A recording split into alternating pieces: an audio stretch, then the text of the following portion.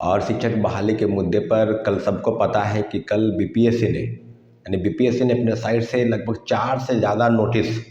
जारी किए हैं। और जो नोटिस जारी किए हैं उसमें इस बात की मुझे भी खुशी है कि बीपीएससी सेकेंड फेज की बहाली को लेकर जो गड़बड़ी सामने आ रही है उसके लिए वो तत्पर है। जो फर्जीवाड़े तरीके से जो बहाल होने वाले शिक्षक हैं, अगर उनके मन में ये सवाल है कि हम फर्जीवाड़ा नहीं होने देंगे,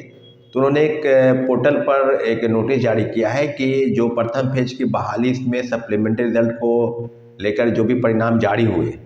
और उसके बाद जो सर्टिफिकेट को लेकर कई गड़बड़ियाँ सामने आ रही है, तो फिर से उनको एक मौका दिया गया है कि आप पोर्टल पर जाकर अपने जो सर्टिफिकेट डॉक्यूमेंट है उसको पुनः अपलोड करें। यानी कहने का मतलब है कि कई चीज़ें जो प्रथम फेज की बहाली में किसी का डॉक्यूमेंट में आधार कार्ड, कहीं किसी का नाम या किसी का फ़ोटो मिलान नहीं हो रहा है या किसी का अन्य कुछ भी गड़बड़ी है आदि आदि संबंधित, तो उस चीज़ों पर आप पोर्टल पर जाकर अपने सर्टिफिकेट को अपलोड कर सकते हैं। और दूसरे महत्वपूर्ण बिंदु, जिस बिंदु की चर्चा हम कर रहे हैं, क्या बीपीएससी सेकेंड फेज की बहाली को लेकर जो गंभीरता दिखा रही है कि आपने कहा और हम लोग भी पहले से ही कहते रहे हैं कि 1 कैंडिडेट 1 रिजल्ट की मांग पहले से होती आ रही है। तो बीपीएससी चेयरमैन सर का स्पष्ट कहना था कि 1 कैंडिडेट 1 रिजल्ट हम नहीं देंगे, क्योंकि कई मामलों में मेरिट वाले जो लोग अगर अप्लाई करते हैं 9th-10th में भी करते हैं या +2 में करते हैं या फिर 1 to 5 में करते हैं, तो अगर उनका रिजल्ट सब जगह पर आता है तो ये बातें प्रोसेस में तरफ होगी और रिजल्ट उनका सभी जगहों पर आएगा। लेकिन दूसरी तरफ हम लोग का भी मानना यही था कि अगर कोई व्यक्ति अगर 6 to 8 में अगर जाके डीवी करा लेता है तो वहीं पर उसका लॉक हो जाएगा। तो अगर वो इंतज़ार कर रहा है 9th-10th का रिजल्ट का या +2 यानी 10+2 का इंतज़ार कर रहा है, तो अगर आएगा तो फिर वहाँ भी चला जाएगा। तो इस तरह की चीज़ें होंगी। तो उन्होंने कहा है कि सभी जगहों पर आप अपने रिज़ल्ट का इंतज़ार कर ले, चाहे आपने 2 से ज़्यादा परीक्षाएं दी हैं, 3 दी है या चारों परीक्षाएं दी है, तो मुझे लगता है कि उसके बाद अपना डॉक्यूमेंट का वेरिफिकेशन जो जिला स्तर पर चल रहा है उस पर जाकर कराएं। तो कहीं ना कहीं जो प्रथम फेज की बहाली में जो गड़बड़ी हुई और जो परिणाम उसका ये आया कि मल्टीपल रिजल्ट वाले कई जगहों से निकाले गए और उसकी संख्या लगभग 5-6 हज़ार के आसपास थी, जिस पर गंभीर परिणाम उन लोगों को भुगतना पड़ा जो वाकई में मेरिट वाले थे या कट ऑफ के पास थे या कट ऑफ से 1-2 नंबर नीचे थे। तो इस बात की मुझे बेहद खुशी है और शिक्षक अभ्यर्थी भी इस बात से अब खुश है कि दूसरी तरफ बीपीएससी ने इस तरह के संज्ञान सेकेंड फेज की बहाली में लिया है। लेकिन साथियों, दूसरी तरफ एक और नोटिस आया है कि कुछ न्यूज़ चैनल यानी यूट्यूबर को और 1-2 पत्र पत्रिका यानी समाचार पत्रों को भी नोटिस हुआ है कि आप बीपीएससी के खिलाफ कार्रवाई की बात उन्होंने की है। इसके पहले भी बीपीएससी ने लगभग कई, मुझे लगता है कि सैकड़ों छात्रों के साथ अपने साइट पर ये अपलोड कराया उनका नाम, उनका रोल नंबर, कि इनके खिलाफ जो है 3 वर्ष, कहीं किसी खिलाफ 5 वर्ष परीक्षा में बैठने के लिए आप बाध्य कर रोकेंगे या कानूनी कार्रवाई करेंगे। तो ये बात आप समझ लीजिए कि जो गलती बीपीएससी से हुई, जो गलती शिक्षा विभाग से हुई, या दोनों की जो गलती के जो खामियाजा है वो छात्रों को भुगतना पड़ रहा है। अब जाहिर सी बात है कि बीपीएससी ने स्पष्ट रूप से कहा था अपने ग्रीवांसेस सेल में कि जो परिणाम, यानी कहने का मतलब कि जो प्रॉब्लम क्रिएट हो रहा है, जो शिक्षक अभ्यर्थियों के साथ जो हो रहा है, तो उसको आप अपने साइट पर लाकर आप बताएं या एफिडेविट के साथ उसको सबमिट करें। तो सबमिट करने के बाद जो प्रॉब्लम क्रिएट यहाँ सॉल्यूशन होने के बजाय उनके खिलाफ कार्रवाई की ही बात हुई है। और कार्रवाई के लिए इस तरह की चीज़ें, कई अभ्यर्थी ऐसे हैं जिसका सेकेंड फेज के बहाली में रिजल्ट भी आ गया है और उनका रोल नंबर भी ये है कि इनके खिलाफ कार्रवाई चल रही है। तो आप समझ लीजिए कि अगर किसी से कोई गलती हुई,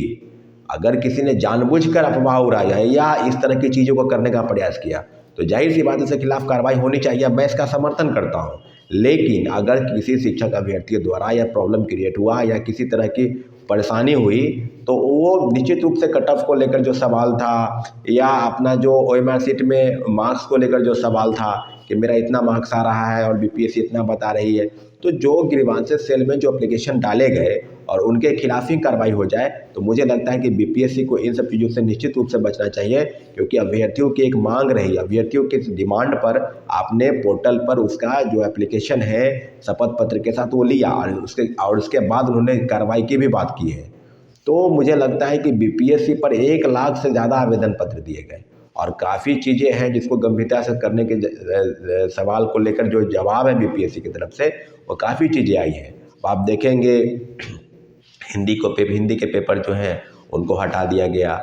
सेकेंड फेज के बहाली में कई लोग काफ़ी मेहनत किए थे, जैसे कि प्रथम फेज के बहाली में था कि सब लोगों के पास से वो बातें थी कि हिंदी पे पेपर या अंग्रेजी यानी भाषा के जो पेपर है, तो ये बात कैसे सिद्ध हो गई कि भाई कि शिक्षक बहाली में प्रथम फेज में हिंदी और भाषा के ज्ञान जानकारी होना चाहिए और सेकेंड फेज में नहीं होना चाहिए। कट ऑफ को लेकर भी काफ़ी घमासान मचा हुआ है। तो इस बात के लिए कि क्या कट ऑफ इतना हाई जाना है, क्योंकि कोई विषय का कट ऑफ 80 से कम है ही नहीं।